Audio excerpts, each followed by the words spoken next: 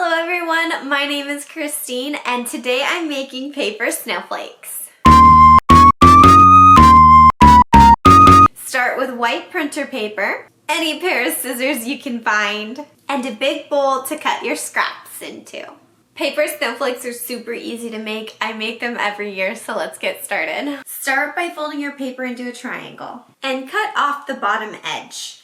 And save this piece for later so you can make small snowflakes out of it. Then fold your triangle 2 more times.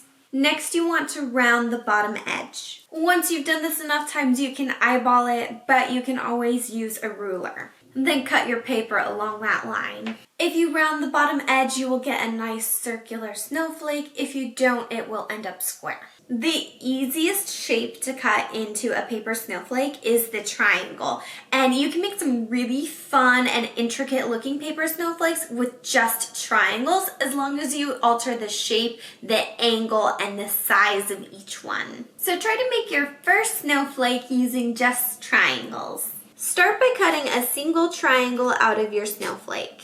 Then add another triangle next to it that's either bigger or smaller. You can then make other smaller triangles off of those as well. And try to stagger your triangles, so if you have one pointing down, make the next one pointing up. The more triangles you stack on top of each other facing in different directions, the more interesting your snowflake will look. And when you're ready, you can carefully peel your snowflake open. You can make some pretty fun snowflakes with just triangles. And once you've gotten good at making paper snowflakes with triangles, you can start making paper snowflakes with curved triangles like this one. Start with a basic snowflake template, and instead of cutting straight down from the tip, cut a curved line down from the tip.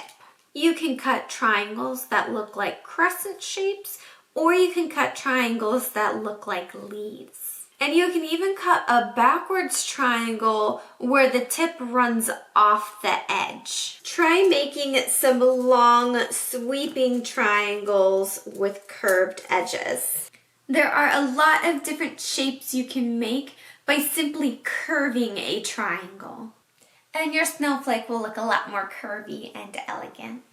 And once you've gotten good at curved triangles, you can start making hearts, spirals, and other wavy shapes. A scalloped border is a series of curved triangles.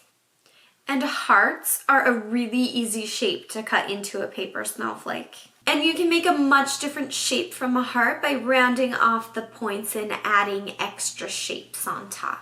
And spirals are another really easy shape to make in a snowflake. You just have to find one point and spiral around it. Then widen that line and you will have a spiral.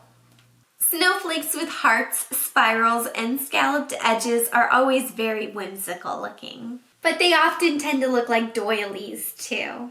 By the time you get to your 4th or 5th snowflake, you're going to be ready to have some fun. So don't be afraid to make some really funky shapes. So make one with some weird shapes and wavy lines.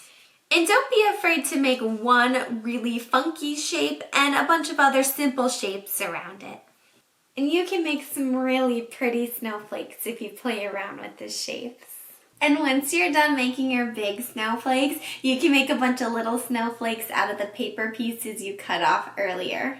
Start by folding one corner down and cut it off. You will be able to get 3 snowflakes out of every strip of paper. Then fold each triangle 2 more times.